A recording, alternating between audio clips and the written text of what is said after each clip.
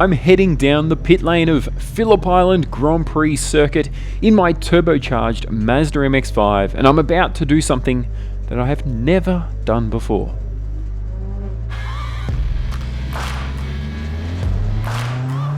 This is my first time back at Phillip Island for quite a while now, and I thought I'd be quite rusty, but it very quickly all feels very familiar.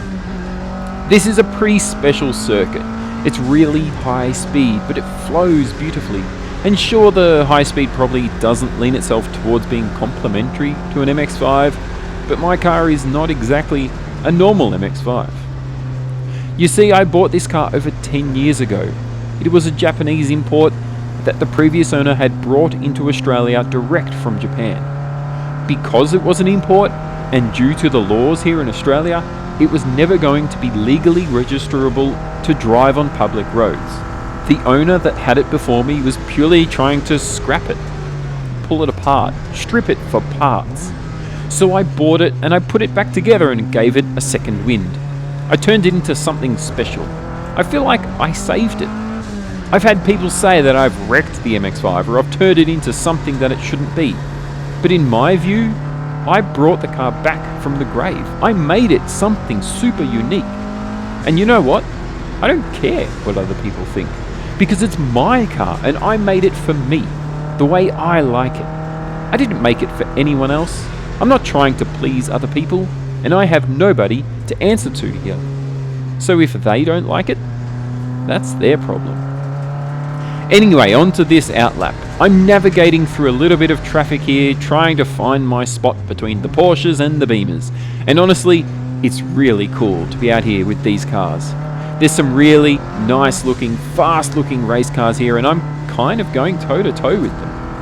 As I come to start the first flying lap, hopefully tyres are warmed up enough.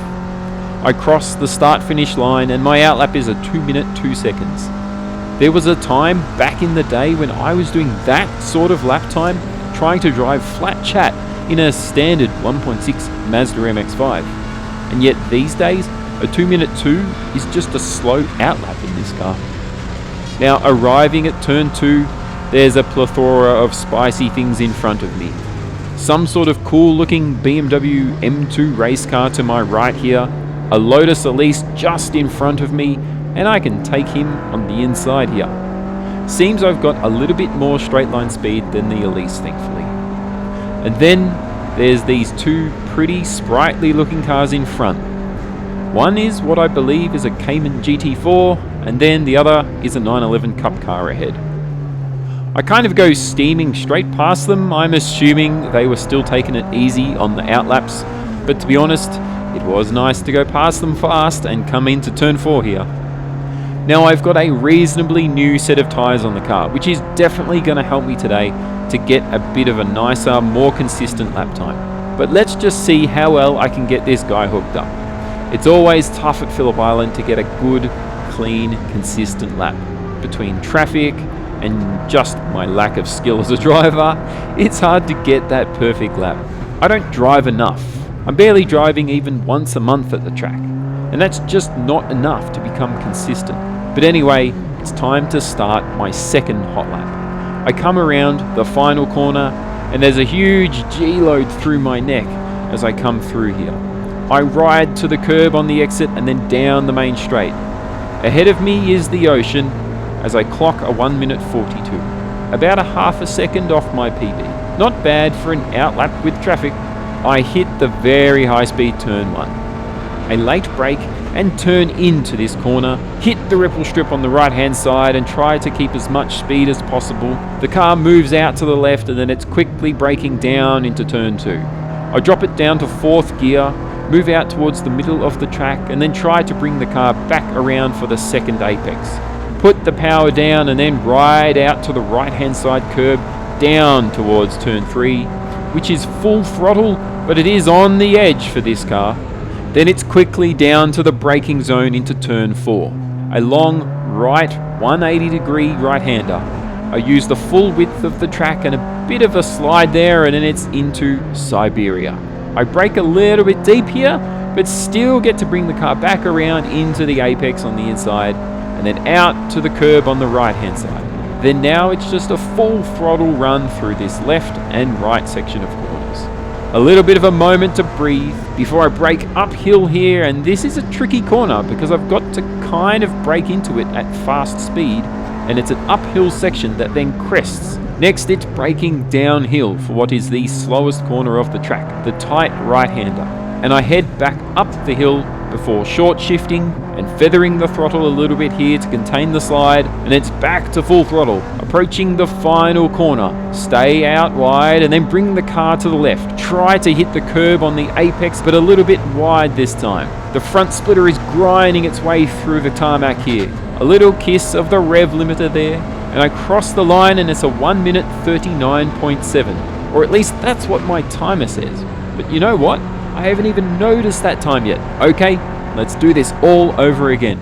Tried to carry that speed through turn 1. Took a nice wide entry into that corner, and then of course it's braking down into turn 2. Still, I haven't got the braking right for this corner. You know, I feel like I kind of get on the brakes and then off them and then cruise into the corner a bit.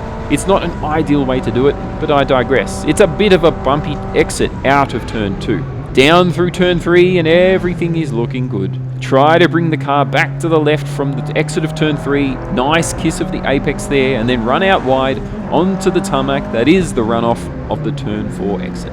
And it's into Siberia here. Get that apex pretty nicely there, I think. And I ride it right out to the right hand side. Next is through this left and right complex. It's just about being efficient with the lines before it's the braking moment up the hill into this cresting left hand corner. I mix up the gears a little bit here, which is possibly going to cost me a bit of time. Let's try to bring it back over into the downhill braking zone for the third to last corner, around to the right, and this is always a moment where I've got to be careful with the power because I don't want to get wheel spin or get too much sideways. It all goes pretty nicely there, everything seems nice and smooth, and through into the final corner once again. The G-forces are really pulling my head towards the outside right hand side of the car here, but thankfully I keep my head on and I keep the car on the black stuff. And to cross the finish line, unfortunately it's a little bit slower, a 1 minute 41.8. Not a bad time, it's better than my PB prior to this event, but it's still about 2 seconds slower than the previous lap. I don't know what magic I had in that previous lap, but wow, a 1 minute 39.7. At this point, I decide it's time to take a break and bring the car into the pits. And, well, here's my immediate reaction to me discovering that I'd done that 1 minute 39. This is hard work. I forgot how hard Phillip Island is. I don't know how the video is going to turn out because the windscreen's been smeared. I really got to clean that. But good Lord, if you can hear me, apparently the timer says I've done a 39.7, which is 2 seconds faster than my PB. If that's the case, that's bloody awesome. I've only managed 4-ish laps. The car just loves this place, but man, is it on the edge. Such a high-speed circuit. I can smell the wood of the splitter burning and just being fried as I fly through turn 1. So much G-force through the final corner.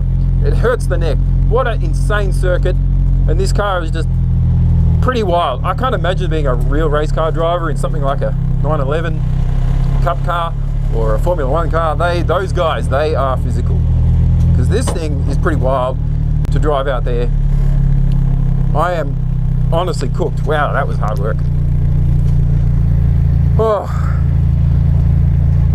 wow, I should have breathed some more. I think I held my breath for 3 laps.